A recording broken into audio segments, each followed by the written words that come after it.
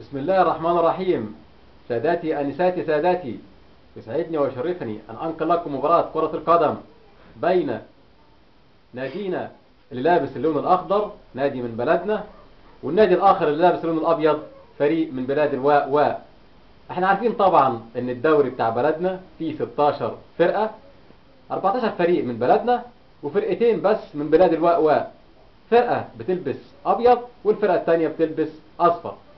الفرقة اللي بتلبس أبيض بتلعب النهاردة، وادي قدامنا حكمنا الدولي المفتري بيعمل القرعة، وبيقول لكابتن الفريق الأبيض: إذا طلعت صورة ألغي لكم أهداف وأحسب عليكم ضربات جزاء، وإذا طلعت كتابة يبقى انكتبت عليكم الهزيمة، وأحسن لك تسلم.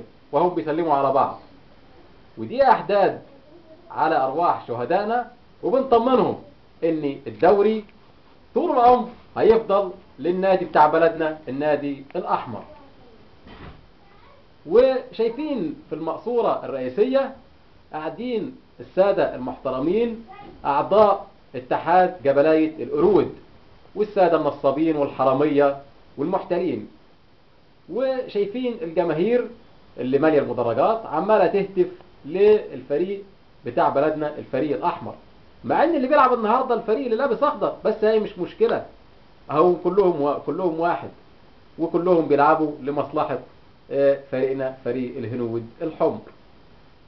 بطمن الكباتن الموجودين في الاستوديو: الكابتن طاهر بيبرس والكابتن محسن فاسد، وبقول لهم يا كباتن ان شاء الله نتيجه من الكنترول 1-0 للفريق الاخضر اللي هو فريق بلدنا.